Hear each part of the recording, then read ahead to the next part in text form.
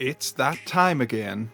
Save money now and buy these Nintendo Switch games before it's too late. I have years of experience buying games at the end of past console generations for cheap prices, and now some of them are worth hundreds, if not thousands.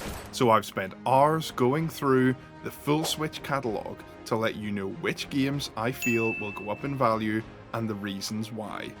Stick around until near the end of the video, as I've included a bonus item that isn't quite a game, but it's something you need to act on now and collect while the time is right. I want to thank everyone that watched the previous video in the series. Your support means a lot. We're building a great community, and I can't thank you all enough. Okay, let's get to the games. The Legend of Zelda Breath of the Wild DLC Edition.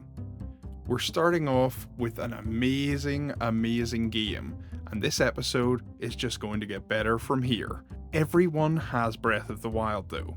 I know what you're thinking. How can this one be worth any kind of amount of money at all? But much like in our previous episode, we are looking at an Asian exclusive that includes the game's DLC on the cartridge. This is a massive factor for a game holding value. These were done in very limited print quantities in comparison to the original game, and for future-proofing the Zelda Breath of the Wild experience, people will want this cartridge having everything all on the cart without needing to download anything or rely on online services. Pick this one up now if you have the chance.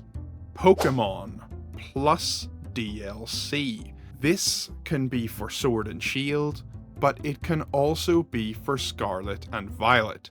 Both of these are going to have physical releases, again much like Zelda, with the DLC on the cartridge, no download required. Sword and Shield already exists and is available. The price for it has risen slightly and is harder to get on the second-hand market. So this is a really good indicator that the same thing is going to happen with Scarlet and Violet. Those releases come out very shortly. I would advise picking them up so you have the games on the cartridge, no additional downloads or anything like that. This is what physical collectors really want. And I love the fact that they're re-releasing these. Hopefully someday down the line, we may even see Smash Brothers get the same treatment with all the fighters on the cartridge. That would be amazing. Live Alive. Now, I've heard this game be pronounced Live Alive, Live Alive. I'm not sure how it's supposed to be said, but the main thing here that we're looking at is firstly that this is a great game, and secondly that we think the value may go up, and even if we're not looking at value per se, we just want to be able to get these games, have them in our collection, because years to come, these might be really hard to come by. This is an RPG where you take on one of, I believe, if memory serves me, 8 different characters, and the stories all end up interlinking and intertwining in the end. It's really nice. It's got that 2D HD style that has become so popular on the Nintendo Switch, and it just looks absolutely beautiful. I don't know how many copies of this sold, but I don't think it would have been that many. So it's definitely one, if you see it on the cheap, get it now while it's still available. Metroid Dread. Metroid titles always seem to hold their value. Maybe not Federation Force or Other M, but the rest of them have all done pretty well. Metroid Dread for me was one of the best games I've played on the Nintendo Switch. It was back to old school 2D side-on Metroid. The atmosphere, it was all there. It was perfect. Backtracking, an excellent Metroidvania game with some really difficult boss fights. I think this will at least hold its value, and there is a chance that it could skyrocket up and get even higher as time goes on. Definitely give this one a try. 13 Sentinels, Aegis Rim. Again, not sure if I'm saying the title perfectly, but 13 Sentinels is an excellent looking game, and I know one of the viewers had mentioned it in the past comments. Don't forget to comment below if you do come up with a game that I think will increase in value or that does have some kind of rarity to it. I'll try my best to include it in future videos. This one, I believe, did have a limited physical release, and with it being that Japanese style of game that always seems to do well, hold its value, and have a niche fan base, this is one that you'll want to pick up. Pokken Tournament. So this has its DX version on the Nintendo Switch.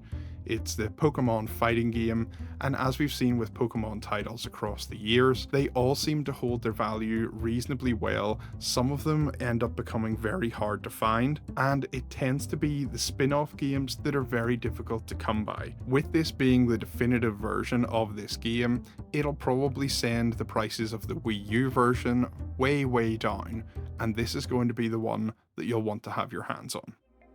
Code of Princess. So this one already is holding its value really well, and in fact increased in value. This was released by Nicalis right at the start of the Switch, or Nicholas, I'm not sure what the correct way to say that is. This publisher, although it's vilified by many people for some choices they may have made, it did release some excellent physical games at the start of the Switch, and it's those versions that are going to be particularly hard to come by. These games had a manual, some of them had soundtrack CDs, keyrings, etc. If you can get this in great condition with everything still included, it would definitely be worth snapping up while you can. Not just for the value, but I do quite like this game as well. And as I mentioned at the start of the video, we're going to look at a bonus item. I try to give a bonus physical item each video so that we're not just talking about games, but something hardware based that you can also pick up that may be hard to get down the line when we come round to Switch 2 or whatever's next for Nintendo. This time I'm going to be looking at Switch Pro controllers. Yes, you've got your standard black Switch Pro controller, but we have many variations on that. There's a Splatoon Pro controller, we have a Smash Brothers one, Monster Hunter got one, Fire Emblem, and recently we have The Legend of Zelda Tears of the Kingdom, which came out with one of my favourite ones so far. These may not seem like the most obvious thing to pick up now, but believe me, getting your hands on one of these limited edition versions of the controller in good shape with good working buttons, no gunk, no joystick drift, may be hard in the future. I've regretted in certain consoles in the past not picking up even normal versions of official pads and having a few of them in reserve. But definitely, for any limited edition ones that you fancy, that you keep your eye on, that you've thought you might want, I'd say this is probably the best time to get them. With Switch 2 coming out, you may even see some sales on these items just to try and clear them from shops' inventories before they bring in the new Switch 2 things, and that's really the time to pounce. Get these at the best possible price you can, and you can keep them good and use them in the future when needed. Thank you all very much for watching. Stay tuned, there will be another video in the series coming soon. Please hit that like button and subscribe. It really helps the channel out, and it'll help us grow this community, and together we can build a really nice Switch collection for all of us. I'll see you guys in the next one.